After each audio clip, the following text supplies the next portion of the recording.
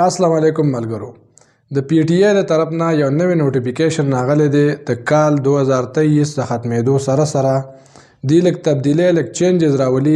دا میسیجونه ټولو ملګرو ته راغلي دي، نیټ باندې هم راغلي دي، عام اس ام اس کې هم دلته پاکستان کې راغلي دي، خو ډېر ملګري داسې دي چې هغوی خو پرې توجه نه کوي.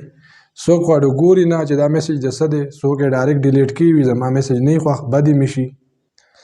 او بعضې ملګري داسې دي چې هغوی هر یو اس ام اس پړاوی او ګوري یې چې یاره دا اس ام اس د څه باره کې دی.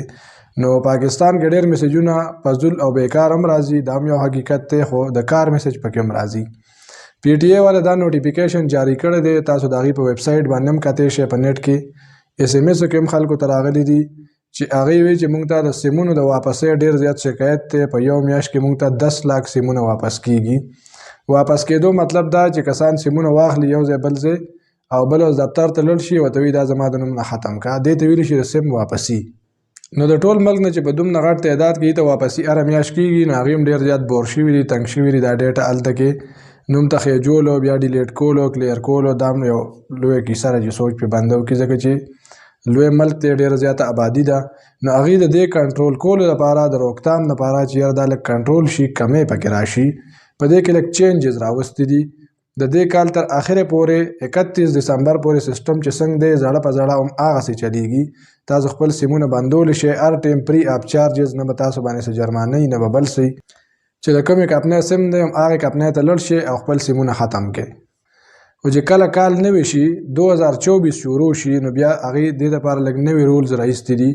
هغه رولز څه دي؟ هغوی دا وایي چې لومبۍ خبره خو دا ده چې تاسو سیم ختموئ نو یو سیم پسې به 200 روپۍ پی ټی آی والا ټیکس کټ کوي، یو سیم پسې به 200 روپۍ ټیکس وي. دا د دې دپاره د دې یو دا کوشش دی چې یاره یو خو به خزانې ته پیسې راشي، او بل دا کوشش دی چې دې وجې به هم څه کسان وروستو شي چې یاره پیسې پې لګي نو زه یې نه بندوم، نو کامې به پکې راشي.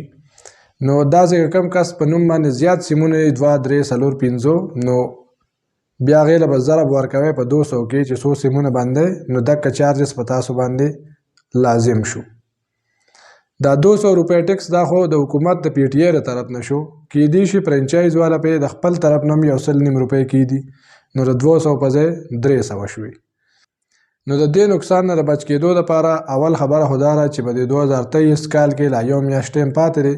که د چا په نوم هم فضول سیوایي سیمونه نو فرنچایز ته لاړ شئ، چې د کومې کمپنۍ سیمونه دي د هغې فرنچایز ته لاړ شئ او بغیر څه پیسو خپل سیوایي سیمونه د خپل نوم نه ختم کړئ، ډیټا کلیر کړئ. او دویم آپشن یې ورسره دا راایستی دی چې کوم کس یو سیم واخلي، اول د دې دپاره رولز 2 میاشتې چې 2 میاشتو نه مخکې به تا هغه سیم بندولی نه شو د نوم نه، یا که تا بلې کمپنۍ نه کنورټ کوو نو هم به نه کېدو. دا 2 میاشتې د دې لپاره لازمي وو چې دا به تا سره دا سیم وو. اوس دغه ټایم کې هم دې سیواوالی راوستو. اوس په 2024 چې شروع شي نو تاسو به هر یو سیم د 6 میاشتو نه مخکې د خپل نوم نه ختمولی نه شئ، واپس پې ډیلیټ کولی نه شئ.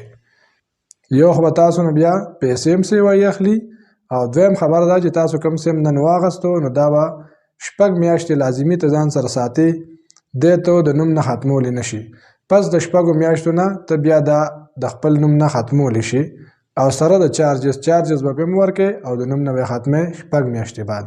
نو پی ټی آی والا چې کوم اناونسمنټ کړی دا هغه اناونسمنټ و، دا 2 رولز و چې سیم د نوم نه ختمئ نو په هغې باندې 200 روپۍ چارجز، او د 6 میاشتو نه کم ټایم والا سیم به نه بندېږي.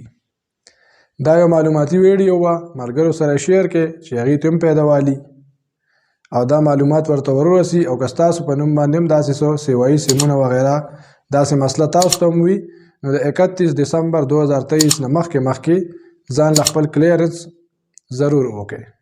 که د چا ذهن کې څه سوال راغلی کمنټس کې تپوس وکړئ، ویډیو لایک کړئ، چینل سبسکرایب کړئ. ډېره مهرباني، والسلام.